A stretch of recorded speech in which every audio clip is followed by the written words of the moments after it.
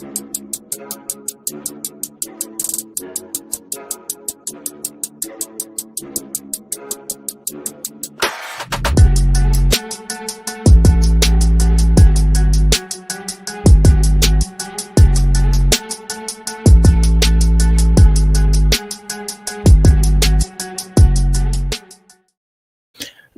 evening, Razorback Nation. We are back a little later this evening, but we are back with your Sunday episode of Razor Recap.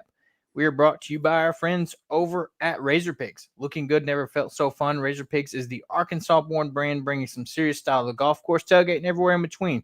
From high-quality hats, high-quality polos to head-turning hats, they've got what you need to rep the natural state with pride. Found it right here at home and now run by Razorback loving family. Razor Pigs is where comfort meets cool, so go hog wild and shop Razor Pigs today at razorpigs.us. And our friends over at Scarlet Letter, Arkansas's very own handcrafted spiked seltzer. You can check them out today. And if you are in Northwest Arkansas, check out the Core Brewery Tap Room, where you can get Scarlet Letter and all its various flavors on tap, as well as their new hard seltzer iced teas. So another week, another game that Arkansas is in it, but another disappointing loss. It was close, rain delay, all these things. Initial thoughts on the game last night, and of course, how are you doing this evening, Austin? I'm doing all right. Long day. Yesterday, I think I gave up pretty fast. Like when they were down, what was it, 21-6? I was like, yeah, this ain't gonna go the way we want it. And then, what do you know? They come back and they battle back and they get within one at halftime. And I'm like, hey, they may actually pull this thing off. And I mean, they got close to it, but just a couple, mistakes here and there. And that's the difference in the game whenever you don't have a defense, basically. So it's just more of the same. But to be fair, who has Arkansas played this year? Ole Miss, Tennessee, and A&M. Probably the top three teams in the conference right now. Maybe top four, with Alabama being up there as well. Yeah. I mean, if you just look at, the schedule and who we've played, I mean, you saw Ole Miss go back and forth, blow with Georgia yesterday. Tennessee played a good game against Alabama.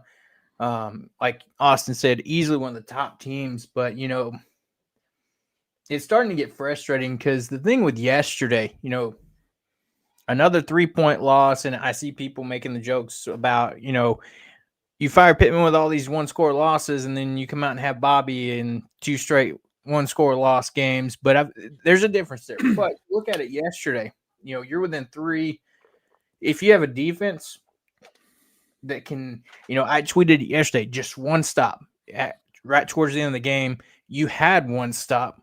And then on a second effort, lunge, whatever you want to call it, they get the first down. But, Arkansas plays a clean game yesterday. No turnovers. You have some dumb plays, but you don't just give up the ball. And, Right. Even with, Taylor coming back from, knee injury, coming back in the game and playing really well for the most part. It's very frustrating because, Arkansas did everything it could offensively to keep themselves in this game. And, it's unfortunate that the defense couldn't show up and get you one stop that you need, especially on fourth down. That play towards the end, you get them, you had them behind the line. You get that stop. Who knows what we're talking about right now? Yeah, but on the same note, I mean, if Arkansas scores on that first drive or that second drive, or if Taylor Green hits that wide open pass to Rohan Big Play Jones, they win that game. It's hard to criticize this offense at all, especially when you go out there and put up 42 points. It's hard to say, hey, you're the problem. Well, they're not the problem. Obviously, the defense is the problem, but at the same time, you had opportunities, right? You had the shots to do it, and you just didn't follow through all the way. But again, that's a hard ask, because you're asking the offense to be perfect because the defense is incapable, right? And that's the thing. We already know that. That's baked into the cake. We know the defense is trash. Right. Absolute trash. Every once in a while, they get you a good stop. And they did. And that's what Arkansas needs. But you have to be borderline perfect on offense, and they're just not there right now. Right. And that's the unfortunate part for, like thinking about Taylor Green as a leader of this team. It's got to be tough on him when you think about, like you said, this offense has to have the mentality of, each possession. We got to come out and score each possession, because if not, we're not going to be able to stay in this game. So, that's added pressure this offense has. Look at this yesterday against for the most part, the season, decently defense by A&M. Arkansas comes out and puts over 500 yards of offense and 42 points. 9 out of 10 times you tell me Arkansas puts over 500 yards of offense and 42 points on the board, you're winning that game. And so it comes down to, the defense is just tough. And you even tweeted a video of it, Austin. How many big plays could we have negated if your DB just turns around or turns his head?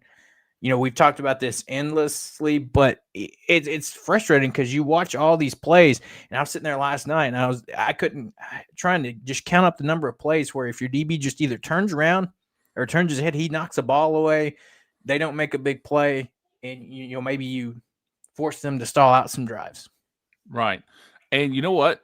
That's just one of, like we've said, probably 4 or 5 that could have just really just been an interception. I mean, if he turns around, it's right here. I mean, the ball went by his head. Whoops. The ball went by his head to get into Ashton Bethel Roman's hands.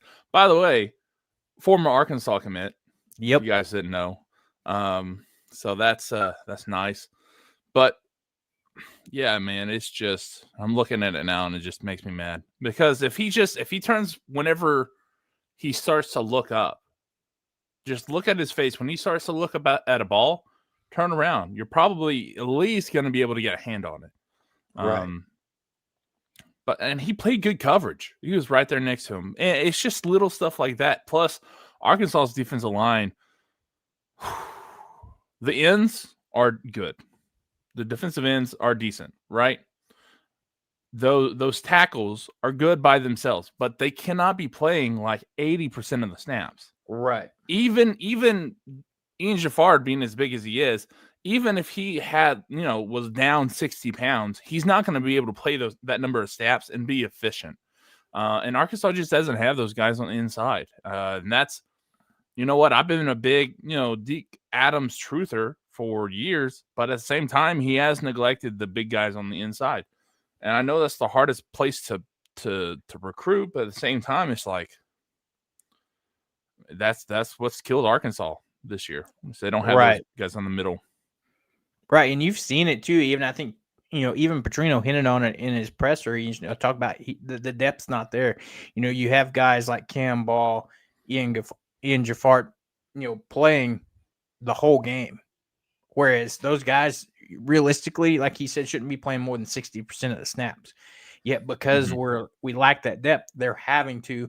So, crucial times towards the end of the game where you need guys to be semi-fresh, ready to go get some push, and get a stop.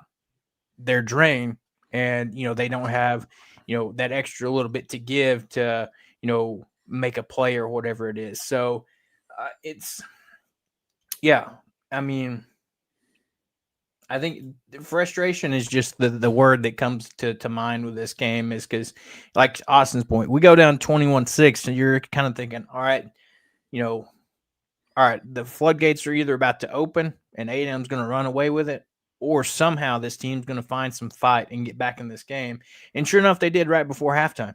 This team was ecstatic going into the half, running in the locker room excited, and you're like, all right, you're sitting there 21-20 at the half. And you're like, okay, motivate these guys, get them to come out the second half. And, offense comes out, scores 7 points in the third quarter, which has been more than some of the other games we've had lately. But, you look at it, let's just look at some of the numbers. And, you talk about, I saw somebody made the point of, if this team is 5-1, in case of if they win yesterday, 6-1, you're talking. I feel like you got to be talking Taylor Green in the Heisman talks, because you look at his numbers he's just putting up this season. Last night he goes 256 yards and 3 touchdowns through the air. On the ground, he had 85 yards and 2 additional touchdowns. So he accounted for 5 touchdowns yesterday while playing hurt. So, you can clearly see he's carrying this team. And then, between the past 2 weeks, how about Mike Washington? 16 carries for 147 yards yesterday. Man is just running wild the past 2 weeks. Don't know what Bobby told him, but he's playing inspired football right now. Yeah, it's and the thing is, if they take care of those 2 games before the Notre Dame game, they probably have so much more confidence going into that game that they are likely, within, well, just look at this. A&M played Notre Dame to begin the year, and what was the score? Almost exactly the same as what the score was last night. Mm-hmm. Arkansas is with a crap defense, mind you, is at the level of Texas A&M and Notre Dame. They just gave up. They really just gave up in that Notre Dame game. And I know it's hard to argue that, because Notre Dame just came in and beat the piss out of Arkansas. But at the same time, you're like, look what they've done since that game, since Sam Pittman has been fired. And, they probably have a chance to be 7-0 right now.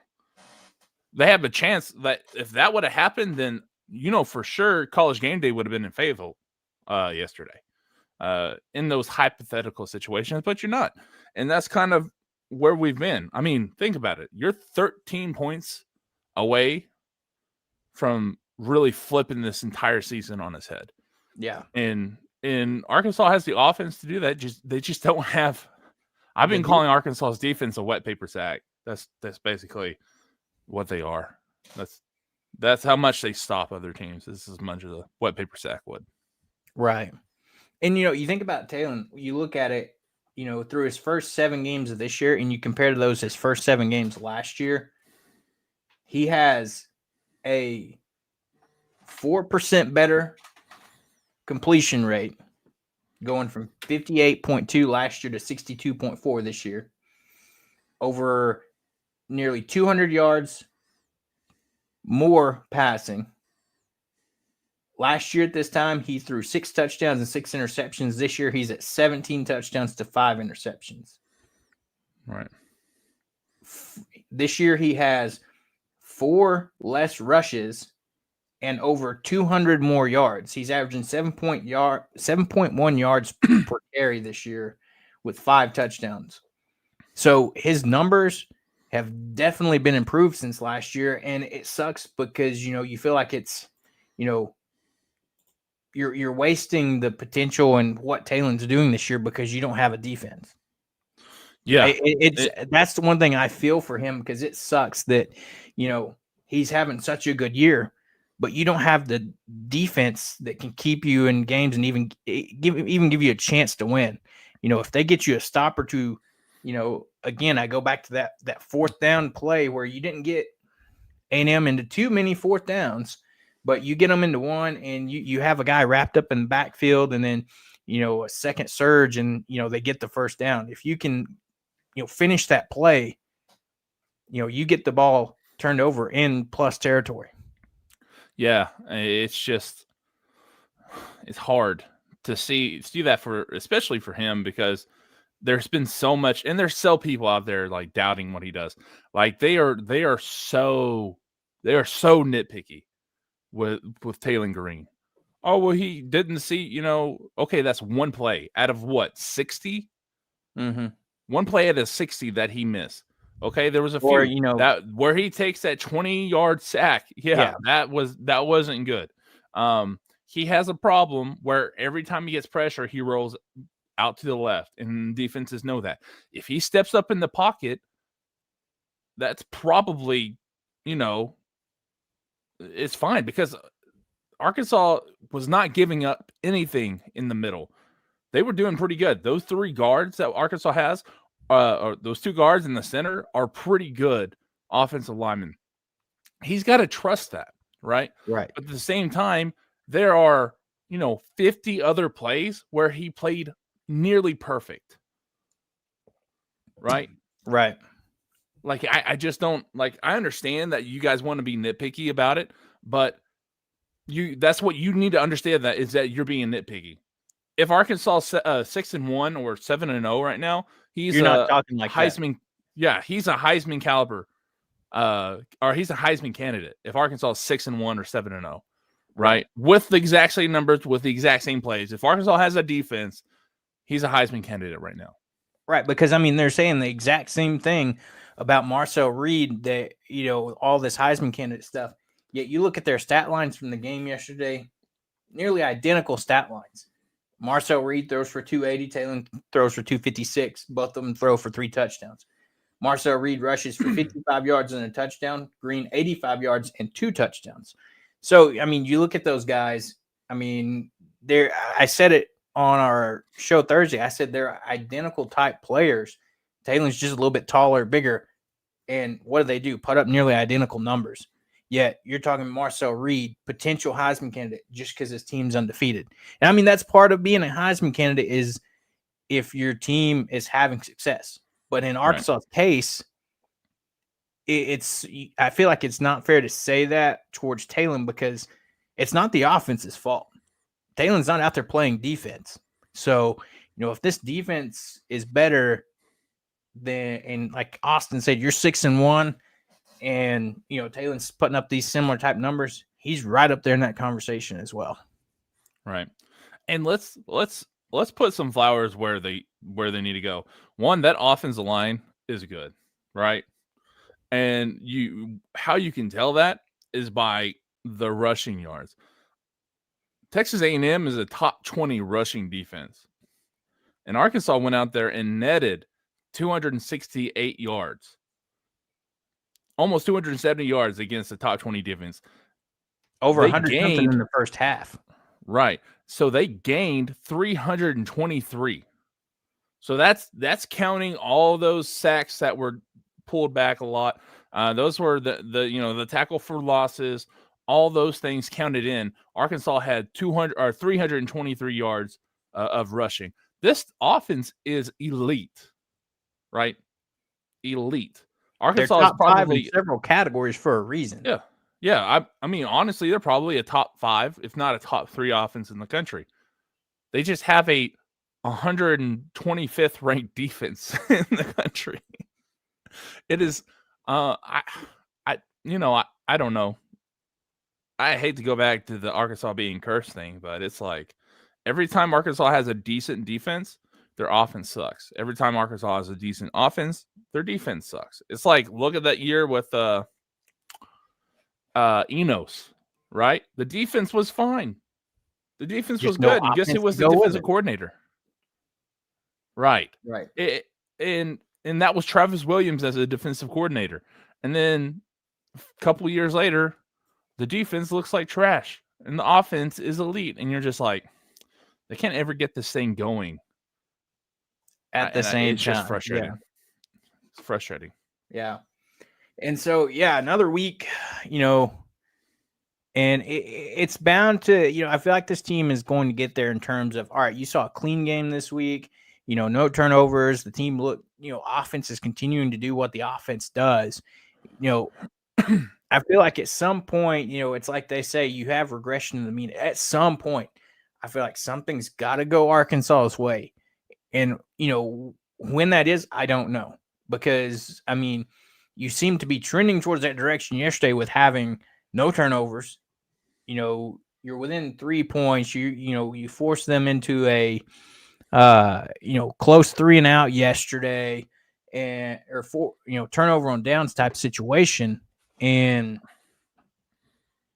defense just can't get it done. And I don't know at this point, this defense is just what it is. I don't think you're going to make Yeah. any significant strides. I think at this point you're going to just have to get lucky a game or two that maybe miraculously a DB turns his head and is able to pick off a ball or something like that, or we're able, like, we haven't forced a turnover against a power forward team all season. Yeah, and here's the thing. I think Arkansas will have a very good chance at winning this game next week, just because Auburn's offense isn't that great. Right. Arkansas's offense can beat anyone in the country. Arkansas's defense needs an offense that is mediocre to get more than 1 or 2 stops. Right. So if Arkansas can go out there and put it on Auburn and Jackson Arnold and all that, going over there, all that going on over there, they have a very good shot. I mean, the line right now the spread is only 1.5. Yeah, 1.5. Yeah. What do you think it's going to do over the span of the week? Yeah. Yeah, it's done that every single game for Arkansas. It's always moved towards Arkansas because people know that they have a puncher's chance with that offense. Right. So, and not only that, I mean, what do you got? Mississippi State. Mississippi State has a good offense. I think that's going to be a very good game, to be honest with you. I think it's probably going to be as good as last night's game. LSU doesn't have a very good offense whatsoever. Texas doesn't have a great offense whatsoever. So those 4 games, Arkansas has a good potential to win.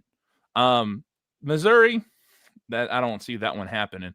It's probably going to be, just haymakers back and forth. But Missouri's offense is way too good. I don't think Arkansas is going to stop them. It is what it is. But I will say Missouri's offense in terms of their running game is good. I still haven't been impressed by Bo Pribula, but I mean, it don't matter. Arkansas couldn't stop A&M at all. True. Yesterday in the running game. So yeah, I mean, and that was with a backup quarterback or backup running back for A&M with Le'Veon Moss being out. You had kind of 2 guys kind of splitting carries there.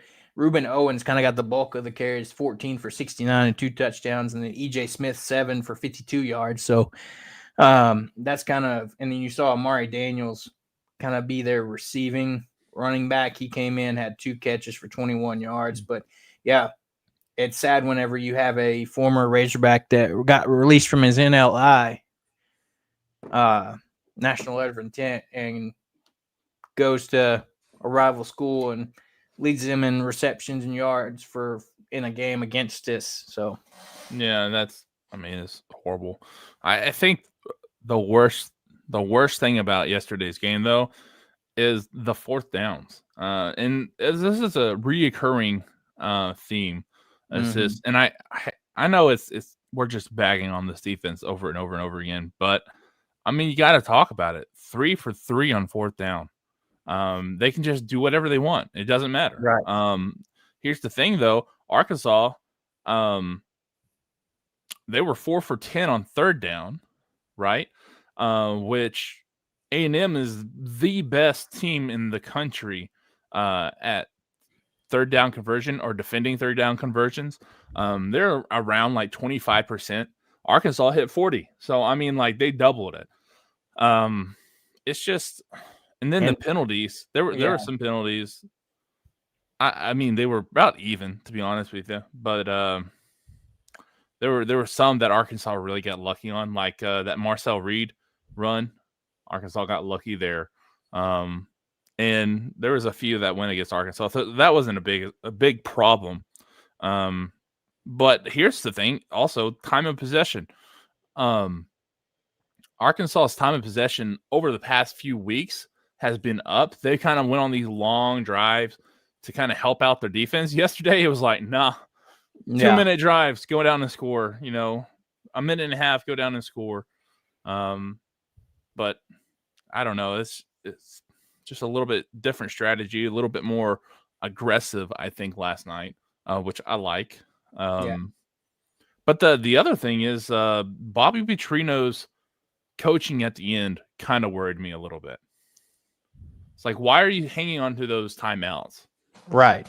And that's the thing. That's the only thing that got me last night about watching him coach. I was like, sitting there, I was like, all right, let's use timeout now instead of letting the clock run. And it just ran and ran and ran.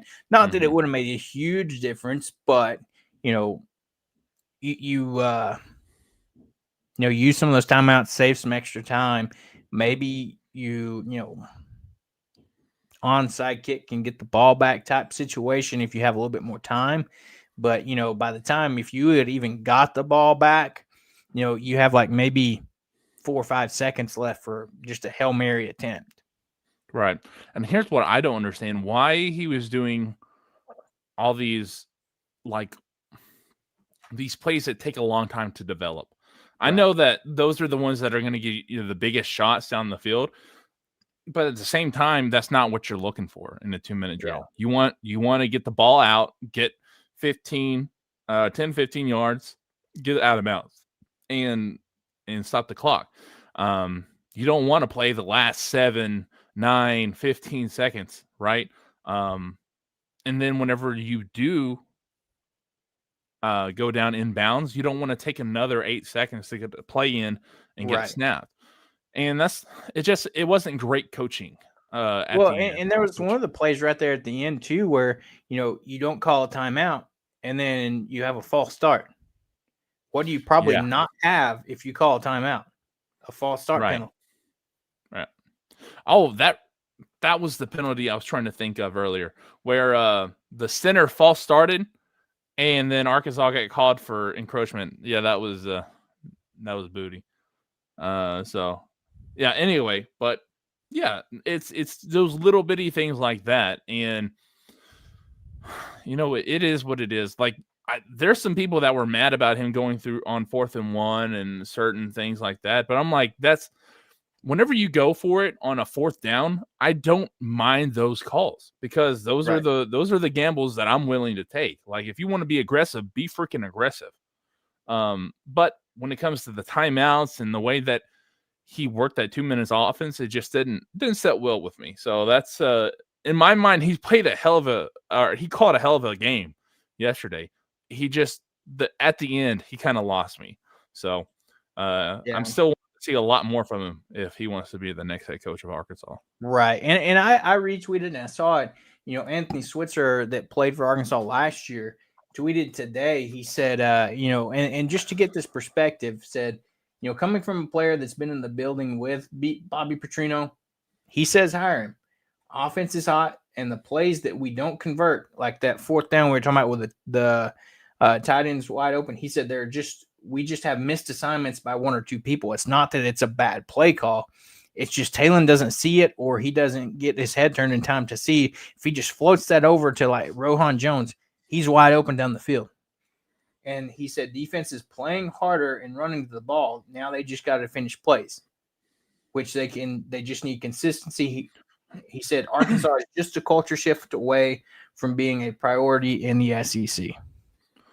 Yeah, that's true. And I mean, like, there was someone, people talking about how, Arkansas is, not a very good job on the market, right? To me, it's the 3rd best job because today we hadn't even said anything about it. Florida let go of Billy Napier, which significantly makes Arkansas's coaching search harder. Yep. So there's that. But Arkansas by far is the 3rd best. Oklahoma State doesn't come close. Virginia Tech doesn't come close. UCLA doesn't come close. Like there's Florida. Well, I think Penn State, Florida, Arkansas, and then a big gap, and then the rest. I would agree. Probably a bit of a gap between Florida and Arkansas too, but not as big of a gap between Arkansas and the rest of the pack. Right. So, I mean, and it's debatable. I think Penn State's a better job right now because they actually have the bones to become a national championship caliber team right off the bat. And I don't think Florida has that. I think they need probably a year or so to get back to where they are. With the right coach, they can do it, which is good or is not good for Arkansas because it's probably going to take Arkansas 5 years or so to get anywhere close to the college football playoffs. I mean, like Clark Lee. How long did it take Clark Lee to bring Vandy from where they are or where they were to being a top 10 team in the nation? I mean, look, okay, I'm an Arkansas fan through and through, right? But my second favorite team right now is Vanderbilt. I'm not going to lie to you. I think that story is like just off the wall awesome.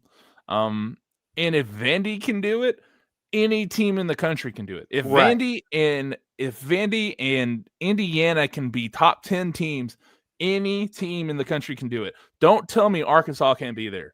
Right. There's no excuses if those two programs, Indiana, historically a basketball school, Vanderbilt, historically bottom of the barrel, doormat for the everything. SEC. Yeah. Like Oh, Arkansas I has posted the means and the funds to, if you get the right person, and that's always been the trick for football, is getting the right person. It seems like over the past few years, it's been blunder after blunder on coaching hires. And, you got to think if you just hit it right and get the right person, you're sitting in a good spot. Yeah, and I don't necessarily think Sam Pittman was a blunder. And not that one necessarily. I think he was I think he was the first step to being back to where you want to be. Maybe they kept him a little longer than they should have. But other than that, I think he went from taking Arkansas, which was the Vandy of the West whenever we had divisions, to being middle of the pack again. And they just need someone to bring them up just one more notch. That's all they need to do. But they have a whole lot of competition this year. Yeah. I'm still saying throw the bag. Throw a huge bag at James Franklin. I agree. And that leads me into what I was going to talk about next. So we're already talking about the coaching search situation. There's still the people out there saying Bobby. But I don't know about you. If you saw it, James Franklin on game day yesterday, the one little quote that got me, even Nick Saban was out there saying, hey, I know you're not going to say it, but what Penn State did was completely unfair. And when you have Nick Saban so passionately talking about a guy, and then, the quote that got me, what James Franklin said on talking about chasing a national title at Penn State, he said, I thought we were going to win a national title there. That goal hasn't changed. We're now just going to do it somewhere else. So that's automatically tells me he still wants to coach. So he's not going to, I don't think he'll take any time off. But B, then you have, Nick Saban. You could tell Nick Saban was very passionate about what he was saying yesterday because he kind of understands it coming from a coach's perspective on, you've got to handle some pressure, but, with Penn State coming out number one, and he was talking about all these things with James Franklin. And, James Franklin talked about how the day after that Northwestern game, they came in 15 minutes before his Sunday practice. 15 minutes. And the AD said, hey, we're going to make a change. And he's like, all right, I needed some time to call my family before I go talk to the team so they're not seeing all this on social media. So, the way they handled that didn't seem good. But, now that you can see James Franklin's still hungry, I'm like you, Austin, go throw the bag at him. But now, to what we said earlier, with Florida now being open, that's going to be much tougher. But I've also seen some stuff today that said the first call that Florida should be making is Lane Kiffin. You know what? I think Lane Kiffin at Florida, and I'm not just saying this because I want James Franklin. I think Lane Kiffin at Florida is super dangerous for the SEC. I agree 100%. That's a scary with the, Ole Miss, what he's been able to do there with what Ole Miss has been fantastic. But you give him the means and resources and the facilities and everything that Florida has, along with the history that they have, he could have Florida in a pretty dangerous situation in terms of right up there with Alabama, Georgia consistently with what he's been able to do. And it's not just that, it's the recruiting. It's like where you are. Like they don't have a winner there. You're not that far away from Miami, Orlando, Tampa, Jacksonville. Like any place you want to go, that's great. Like Florida is, and I said, like if Florida were a little better this year, or just a little bit better the last few years, I probably would have put them over Penn State just for that reason, because that's like the creme de la creme of college football, like what college kids where they want to go. Like Right. it's Miami and then Florida, right? Those are probably the two. Like if you just said, hey, based on where it is and what you can do around you, where do you want to go? They'd probably say Miami, Florida, or like USC. Right. So I think that would be, especially with the type of kids he gets, type of kids he wants, his personality, I think it would be a perfect fit. Right. But at the same time, it's scary. like I'm like, that would be great for him, but I don't know if I want Lane Kiffin to go there because he may be the next Bama if he goes there. Yeah, and that's the unfortunate thing. And I'm like you, I'm not just saying that because I want James Franklin, but if I was Lane Kiffin, that's a smart move if they come calling. Mm-hmm. Like, and we're talking about this in terms of people like, well, should have sent, or should have fired Pittman last year because now it looks like, all right, you've got Arkansas still in the top 3 jobs, but then you look at the rest of the season. There's a good chance Hugh Freeze gets the axe at Auburn. Not saying Auburn's a better job than Arkansas, but I feel like it's up there close. Just because they have some history there as well. Cam Newton, Gus Malzahn, national title. So, there's some things there, but there's some other seats getting pretty hot, and another one is right down the road from Florida and Florida State. Yeah. I saw something just before we jumped on that said, Florida State's serious about their football, that said, if they let go of Norvell, and, they said the grand total of if they got rid of Norvell, all of his staff, talking about buyouts and everything, will be right around the $100 million mark. Man, that's a lot. Jeez. Because I think his buyout's right around $54 million, something like that. And I don't think you can ignore what's happening in Baton Rouge either. Right. Brian Kelly don't look. I think his seat's getting pretty hot. I mean, I know Vanderbilt is a top 10 team now, but it's still, you still have that stigma around it, right? Oh, you getting lost beat by Vandy.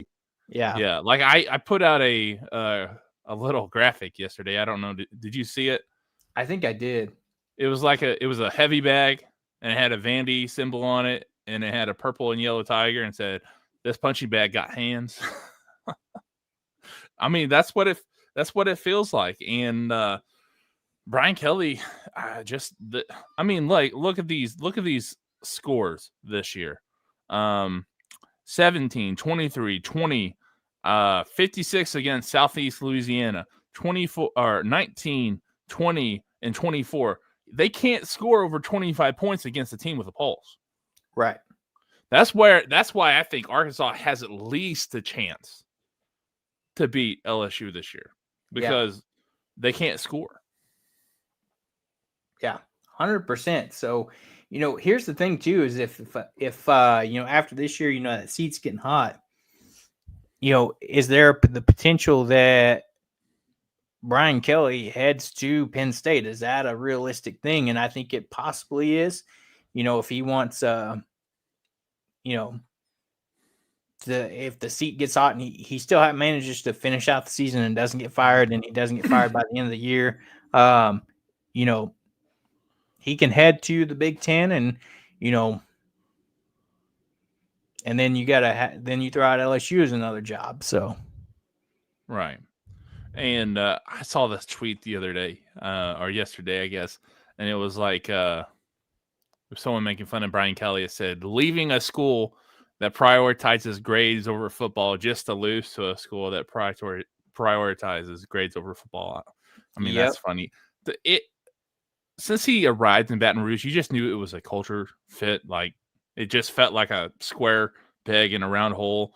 And then all the stuff that happened with Greg Brooks, and you're just like, I just don't see him making it more than one more year at least. I think if he can come back and he can win a couple more games, or at least get 8 wins this season, which I don't know, it might be hard for him. He probably still makes it to next year, but if not, I don't know, man. Might be over for him too.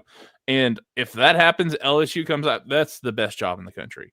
If probably a top 2 or 3 team in the country or job in the country. So that's going to make it so much worse.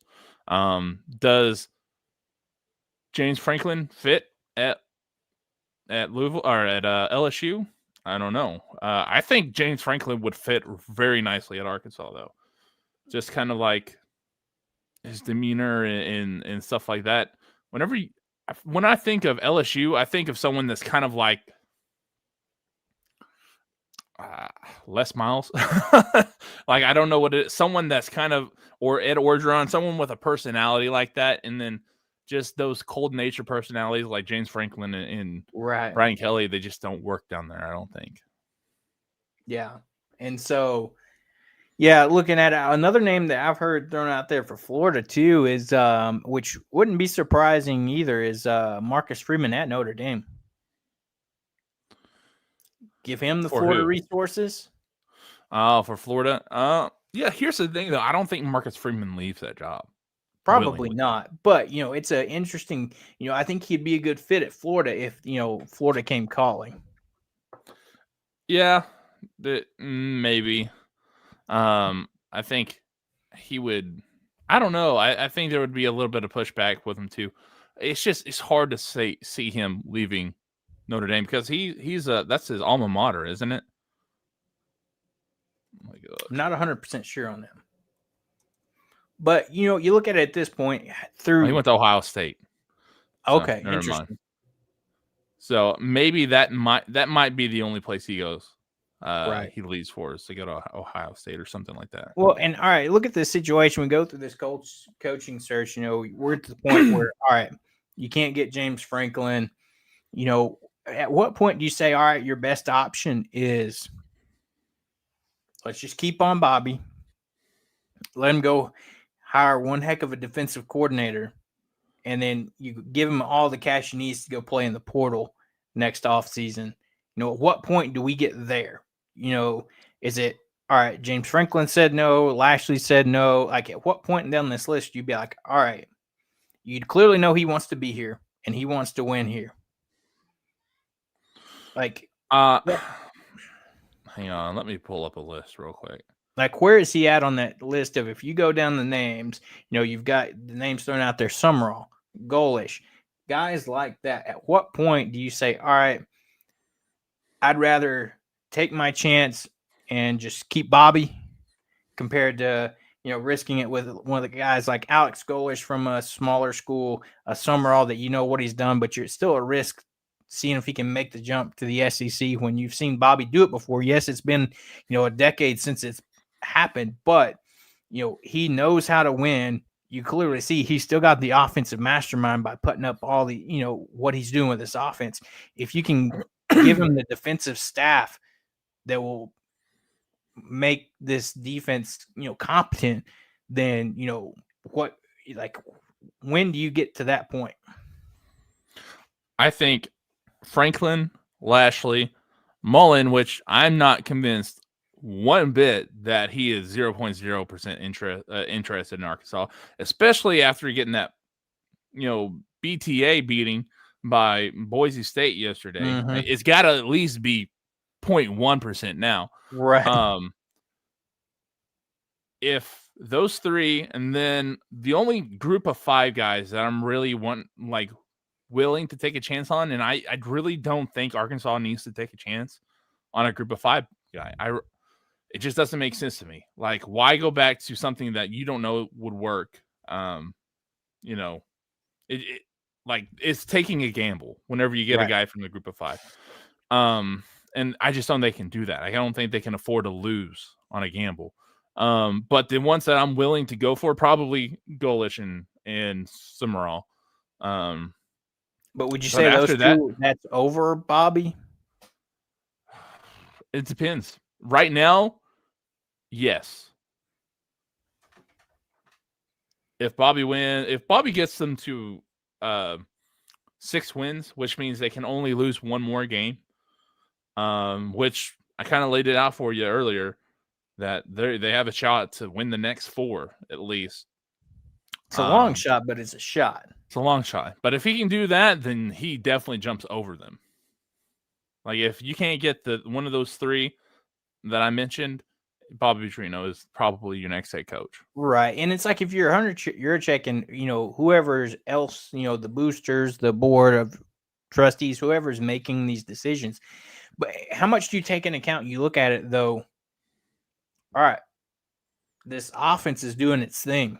You're kind of, you're handicapped by what this defense is. And that's not 100% on Bobby because he built this offense that's scoring all these points, putting up all these numbers and things like that. So how much do you hold this defense against him at this point? Right. Exactly. At the same time, you give him the money to go get a D coordinator and the budget, NIL budget, to go out there and, let the D coordinator go build his defense.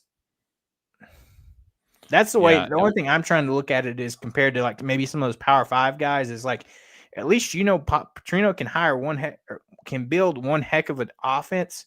So if you just go out and hire the best D coordinator you can, then that's not a bad option, because if you go out there and you can get one heck of a D coordinator, you go out there and build a good defense that can keep up with your offense. Like we said, you hardly ever see it where Arkansas has a good offense and defense at the same time. It's usually one or the other. But if you could find somebody that could come here and help you put those together, you're looking at a dangerous combination with Petrino being back, because clearly he's still got the offensive part of his, arsenal and his, he's still got some tricks up his sleeve with that. Yeah, here's the one thing that I would be cautious about is I don't think he plays well with defensive coordinators. Just being honest with you. I don't. Yeah. There was some rumors that, they weren't very and he kind of even talked about it in one of the interviews since he became interim head coach, is that he was saying it jokingly, but he said something about how he likes being a head coach because he gets to know these defensive guys, because the vast majority of his interactions would be like yelling at Larry Worth was the guy he pointed out for intercepting Talion or something like that in practice. And I'm just like, yeah, he's definitely an offensive guy, but at the same time, I just don't think he plays well with defensive coordinators. And it's hard to get it's hard to have that that kind of mentality and then have a good defense. Right. I'm not saying that he's the reason why Arkansas doesn't have a good defense. I think that's more or less on the personnel. But I just don't know if that's the fix. Like, I don't know if some guy who comes in who is a great defensive coach is going to be able to thrive under Bobby Petrino. What they need is a defensive coach that's good, that can be that person that can go out there and thrive with the craziness that comes with Bobby Petrino.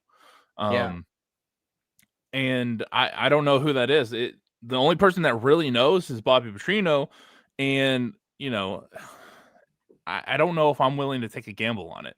But at the same time, like you said, if they can go out there, put as much money as they want into the portal, bring in, just pull like a Texas Tech. If they pull a Texas Tech this season and have like the number one transfer portal class, especially on the defensive side of the ball, you may have a top 10 team next year. Right. Yeah. And that's the thing, it's like, and is that part of maybe over the years what Petrino's changed is, like you said, can he get along with some coordinators? Like if a defense coordinator, if he makes the hire, he was kind of not forced, but he had to work with Travis Williams. Like you said, there was some rumors out there that him and, T. Will didn't get along too well either, especially after, not going to get into it, but some instances in fall camp and stuff like that. So, if he gets to select, somebody, like he gets to make the pick and it's somebody that he feels like he could get along with, that's the real question is, and yeah, again, it's a gamble. So it's like, do you want to gamble that way, or do you want to gamble on, a young up and coming coach? And that's if we're saying if you can't get a guy like a Franklin or something like that. So Yeah, exactly. Like, I think you try to go big. Like, I think, and I made this argument with John Calipari, or the hire, before they hired John Calipari. Like, you have to go out there and you have to throw some money out, right? You right. have to show Show someone you're that you serious. are right. Show me you're serious about what you want as your head coach, about the sport, and that's what they did with what's it called, basketball. They need to find someone that can do that. And the thing is, we talked about how having James Franklin here could Penn State could subsidize that salary. We just need someone to come in and say, hey, you know what? Great. I will match that or do whatever and get you to where you're one of the best in NIL. Because rev share, I think they're pretty close to being at the max of rev share anyway. Yeah. So NIL is where you need to go. And they need a collective that works. And we talked to, the Pigpen collective. I still, it's hard to me to put my trust behind it right now because it's so small, but heck, maybe that's what you need. You need someone on the ground level, people that are a collective that understands the fans. Right. And that can get those everyday contributions, plus those big donor ones that come in, Right. like Tyson. So I don't know, like, and it just does. I just don't have the confidence that Hunter Yurchek will do that. Like, Right. he's not a very good politician. He doesn't rub shoulders with people. He kind of looks at them like a bank, and that's not what you need to do. You need to go out there and you need to convince these guys, be friends with them, and then then you can get those big paychecks. And I don't trust him to do that. I know that's what they need to do. Plus, I don't know how many of these boosters really get in line with James Franklin. We'll have to see. I haven't heard anything about him at all. Yeah. All I know is that he really wants to coach again, because we heard that on Saturday. But other than that, that's been made very clear. yeah, nothing And let's other be than that. clear here. Let's be clear here too.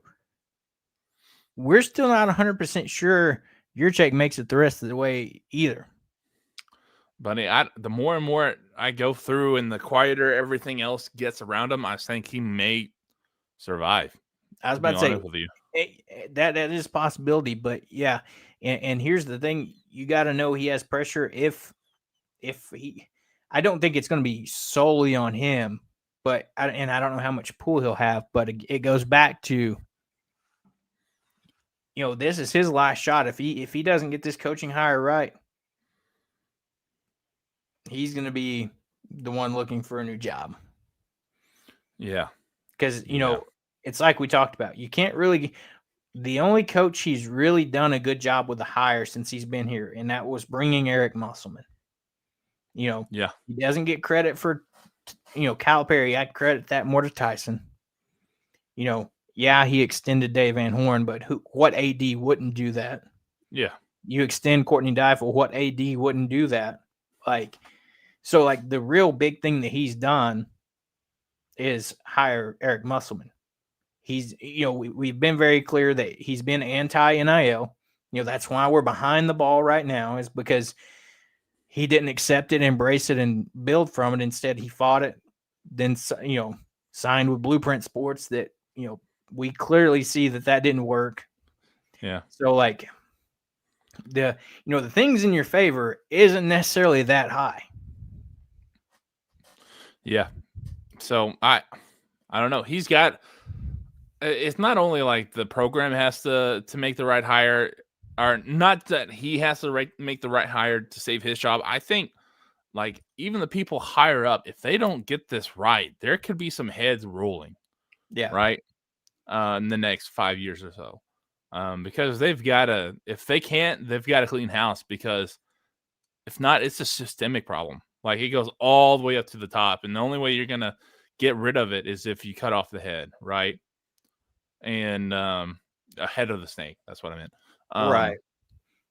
So I don't know how that happens. I mean, that's have to be up to the governor at Well, that point. right. And it's like to the point too, it's like they mentioned in the press conference, even though he can say it in the press conference, it's like how many of these boards of trustees and the people that have a say in this hire, even though they said it can't be the sole requirement, are pushing for like, oh, we need a guy that has Arkansas ties or, older ways of thinking that, if you want to win, you can't just go with, oh, let's go with this guy because he has Arkansas ties. That's just not the solution. So, some of these bigger donors and stuff like that, really look in the situation and see who is the best man for the job, Arkansas ties or no Arkansas ties. Because to your point, we've said it on this show before. You make another wrong hire, you're putting your football program as a whole in a really bad spot. Like detrimental spot to where, you're going to have those fans that, support no matter what. As, we've talked about the Arkansas fandom, but you're going to start losing revenue. And that's the last thing a university wants to see is that your football program, revenue starts to go down because that's what really carries your athletic program. Now, basketball, with what Arkansas is doing right now, is probably pulling its weight a little bit. And baseball is one of the few programs in the country that doesn't lose as much as some other schools are almost on the verge of making money. But yeah, you can't sacrifice football, regardless of how up and down we've been, you still had that fan support. And that's one thing that we didn't, address is fantastic turnout for the game yesterday. Through all the bad weather, all the, delays, everything, the fans showed up and showed out. It's probably one of the best environments, other than maybe the first quarter half of the Notre Dame game when you had people show up, but, best, crowd all season. Yeah. And they stayed throughout the entire game because right to when you thought, oh no, it's like you said, at the point it's 21-6, you're like, oh man, here we go. We fight right back in it, and you get it to 21-20 halftime, and you're like, all right, here we go.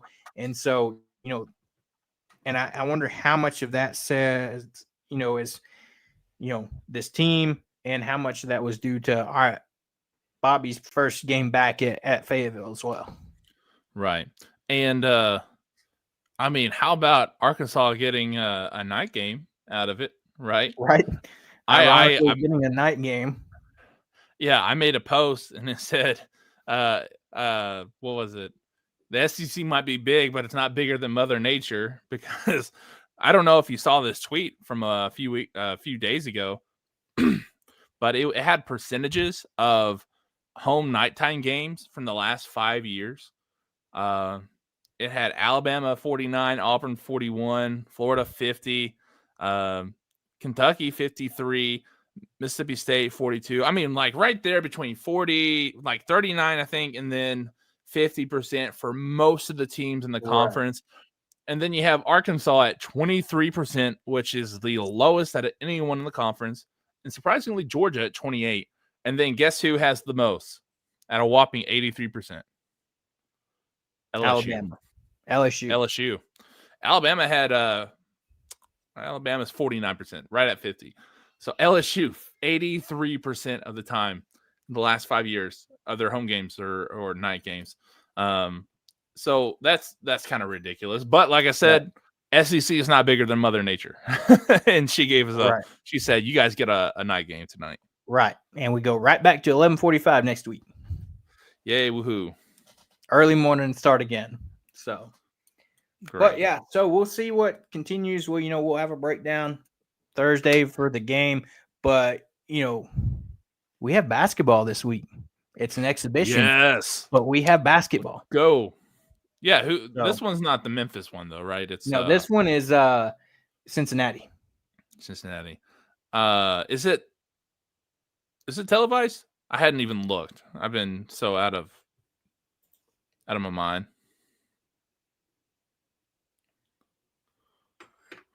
SEC Network Plus. Hey, so I mean, if you have the There's a way to watch ESPN it. app, you That's can what watch it. matters. Yeah. So I'm excited. I'm ready to see that team because I think I they're going to be agree. really good. Really It's good. going to be a fun season, that to say the least. Yeah. I'm ready to see Trevor Brazil, to be honest with you. I think that dude is going to go off. Everything I heard about him, everything I've watched, I'm ready to see him go off. Trevor and Brazil breakout season year, 5 incoming? Yeah, about time. But Yeah. you know, Not sure what you mean, JD Hawk fan. He says, but I guess we know, Austin. I know we know. So, but yeah, Cincinnati on Friday, 7:00, Bud Walton, and then Monday, so just 3 days later, we head to Memphis to the FedEx Forum to take on Memphis in another exhibition game. That game will be on ESPNU. Right. Yeah, So that's for that'll be the fun. Hoops for St. Jude Tip-Off Classic. And then just the following Monday, Arkansas officially opens the season with their first regular season game against Southern at 6:00 on a Monday on SEC Network. And then things really ramp up with your second game of the season, headed to East Lansing to take on Michigan State on Fox. Yes, sir. So basketball season is here. We'll talk about this on Thursday, whenever we preview the game against Auburn. But I'm excited. It's going to be fun. We finally get to see this team on the court against somebody else that's not them. We kind of got a sneak peek of them at the, Razorback event, primetime at the Palace, but you didn't really get to see anything. They scrimmaged, but it was kind of like a controlled scrimmage. They limited things that they did. So now we get to see this team playing somebody else in a different jersey. We get to see kind of an idea of what Cal's toying with a rotation. What does that look like? Who all starts? I think you're going to have DJ Wagner, Darius Acuff splitting the point 1-2 there. You're probably going to start Carter Knox, Trevor and Brazil, and then either Pringle or Ewan as well. And I think you started a big lineup like that, but then we'll see, how much rotation does Billy Richmond play? How much into the rotation does he play? Because I feel like it'll be a lot, because you can't not put him on the floor. And then, you've got your other guy, whoever starts, how much rotation does either Pringle or Ewan get, depending on which one starts. And then you got Isaiah Seeley, several other guys that are going to play into this rotation.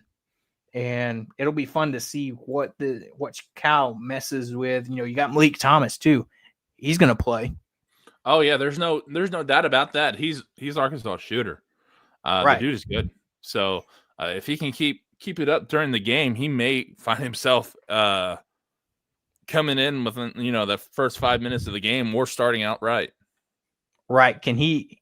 What rotation do you might see with him and Billy? You put him and Billy on the floor as kind of your energizer players that come on and give guys a break, but also give you a spark that maybe you start out a little bit sluggish, and then you need guys to come in and just ready to go, Energizer Bunny type mentality.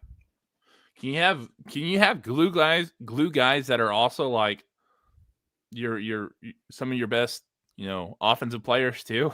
Because I don't think that's ever. Whenever I think of a glue guy, I think a guy who plays sound It's almost like a defense, 3-and-D type of guy that But I think like if you have those two being your glue guys, I mean you have great offensive threats too. So I don't know. It's going to be fun to watch them.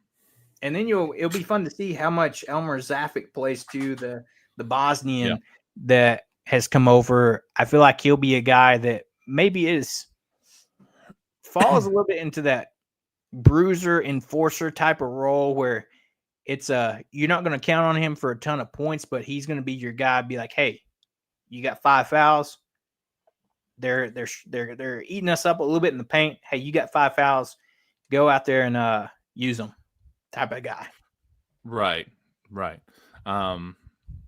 Plus, he's also got the length, right? Right. Massive. And then sitting at 7 foot 285. That's a tank right there. Right. And I don't think Paulo, is that what his name is? The freshman. Samito. I don't think he's playing this year. I think he's redshirting. That sounds right, especially because you have Ratal also going to more than likely redshirt due to that injury and missing a majority of the season. So that's probably going to be your bigs. And to be fair, that's more than what they had last year. Right. I feel like whenever people get in the foul troubles. And Paolo might be a guy, if you do happen to run into maybe some injury issues, knock on wood, hopefully that doesn't happen, but a guy that can contribute some minutes maybe. But yeah, we'll have to see how this shakes out. The thing that I thought was interesting, let me see if I can find it again.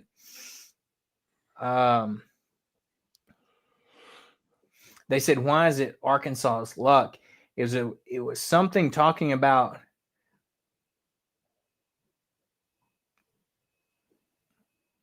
Big Z. He transferred to Illinois in the offseason. I can't find it, but it was something saying along the lines that he said he got contacts for the first time, and now he can see the rim much better than he ever has. Well, that's crazy because he was hitting like at a 40% clip. So I don't know. Let me see if I can. He might do worse now. Right. Yeah. He said he got contacts for the first time, and he was quoted saying, "I couldn't see the rim for 3 years." Like, how that, if that's not the most Arkansas thing you've ever heard, you get a guy that he played well, shot the ball really well, but couldn't really see the rim because he needed contacts. Like, you can't make this stuff up. Yeah. That Illinois team's going to be fun to watch, though, too. Well, and I just saw while we were talking, too, that it said not so secret scrimmage that Ole Miss knocked off Houston in a scrimmage. Well, that'll be interesting. Yeah. I'm just saying, sis, I hope Samito doesn't redshirt. We may need him at some point. I agree. If you need him, play him. But, if the guys like Brazil, Pringle, and Ewan can get it done along with Zafich, if you can save him a year, why not? But, yeah, if we need him, play him. I don't know how the red shirt works. Like, can he go and play like a couple of games here and there and keep his red shirt? I'll have to look into it. I know the rules for football like the back of my hand, but basketball I'm still a little shaky on.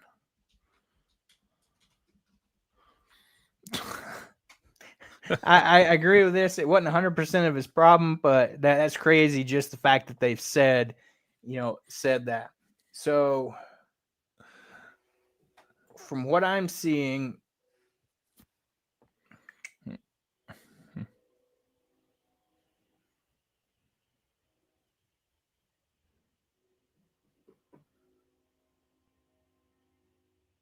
so medical red shirt is an injury must be season ending and occur before the halfway point of the season, and the athlete must have competed in no more than 30% of the game, but that's for medical.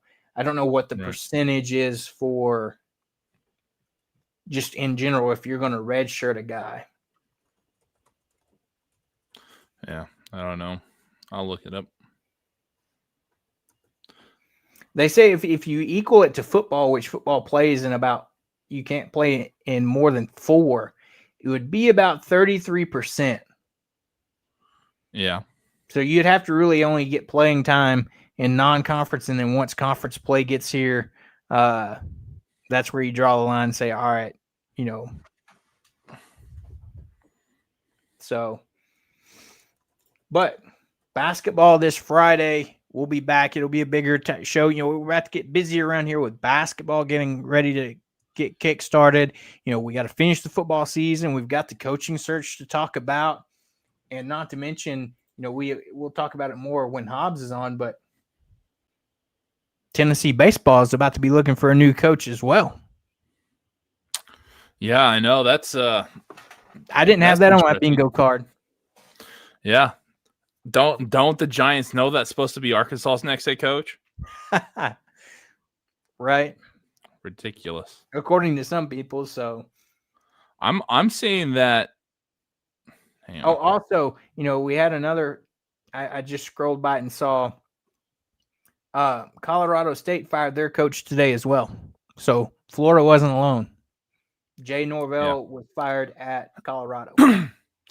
That's insane. Like last year, there was hardly anybody with a head coach opening, and then halfway through the season, there's nearly 10 Right.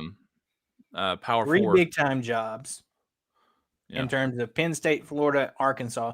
And then you got Oklahoma State, UCLA, Virginia Tech, now Colorado State. And then potentially Auburn, LSU on top of that too, if things pan out. I think like the way people that said, if we wouldn't have prolonged it a year,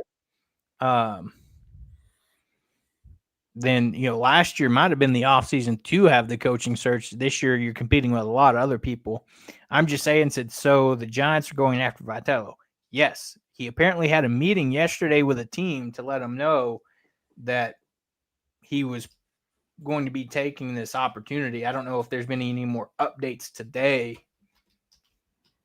Was it officially confirmed yesterday?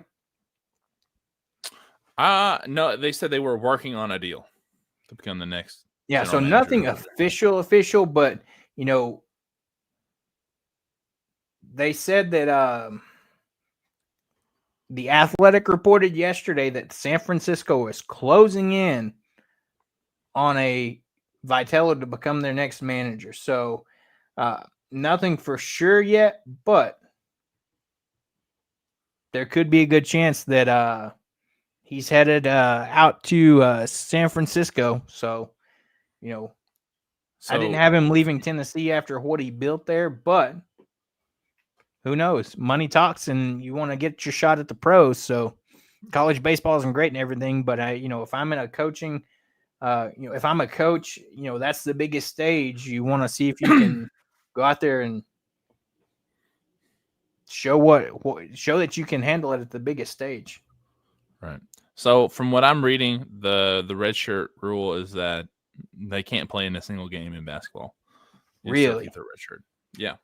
Last year they proposed a 33% rule, but I don't see anything after that. So I guess they didn't take it up. That's interesting to think about, especially because if they have it medically, if you medically redshirt, you can still play in 30% of the games. I know you have less control over injuries happening, but yeah, you'd think they'd have similar requirements, I guess, for regular red shirts. So right. So I don't know. It's weird.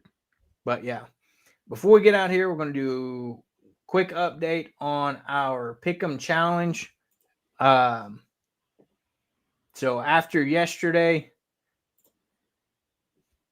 I took sole first place back as I am 47-33 on the season. Hobbs is 3 games behind me at 44-36. And then Austin at 40-40. He is sitting there at 500. Yes, sir. Hey, I'm back up to 500. I'll take a win. And so it's been fun to do that this year and see, how we pick games and how we things like that. What went bad for you yesterday towards the end? I know you went with Vandy yesterday. I went with LSU. Yeah, let me pull it up. I took Georgia Tech. I think you took Duke. No, I didn't pick Duke. You didn't? Yeah, I said no more Duke this year. It was Baylor. Oh yeah, you Ole went with Miss Baylor and Penn State. Okay. Hey, Penn State. Oh, yeah, Penn State then won, and then what's it called? Baylor. I'm not choosing Baylor again. They need to stop putting Baylor on here because I keep choosing them and I keep losing. We'll have to see what next week holds. So, yeah. But Traveling Deer says, hey, it may still work out for us if DVH retires in a year or two. And if he's in the majors, there ain't no way he's coming back down to college. Unless he's I just don't. not doing well.